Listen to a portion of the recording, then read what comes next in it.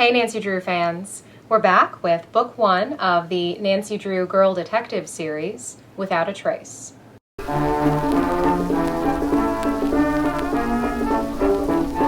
Let's compare this first paragraph with the one I read more than a year ago from the original series.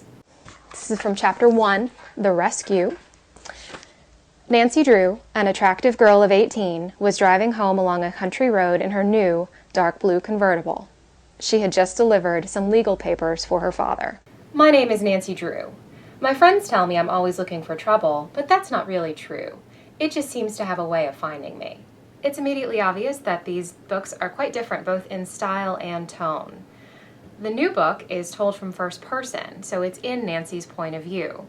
In some ways this actually adds to the experience, as it's quite interesting to essentially be Nancy, piecing together the clues and spending time with Carson, Hannah, and the gang, much like happens in the Her interactive video games.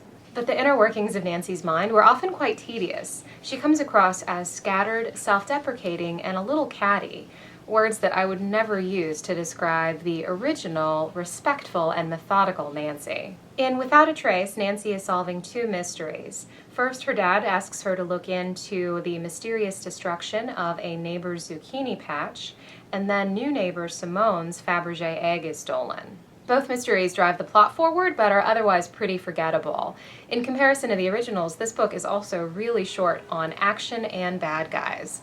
The only time that Nancy blacks out is when she slips on some zucchini goo. Other differences abound, but a few to highlight. Nancy's relationship with her dad is actually probably more typical of a real relationship.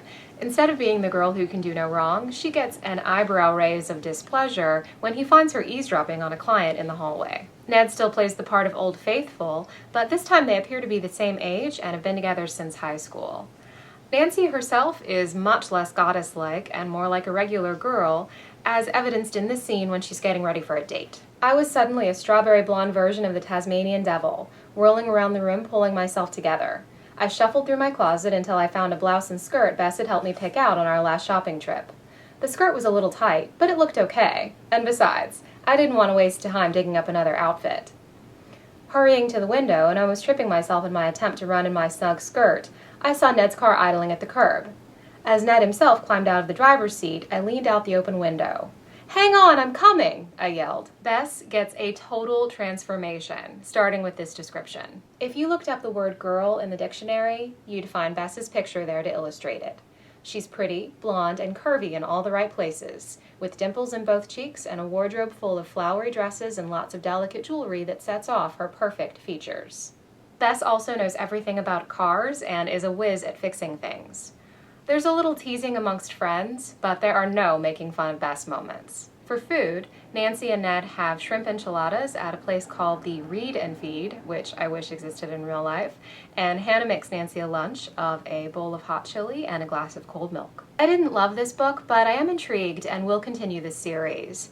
I also have some other things that I'm going to be reviewing here, graphic novels and all the books I showed last time. Plus, I have a new channel called YA at Heart where I review other young adult books. Thanks for watching and keep reading.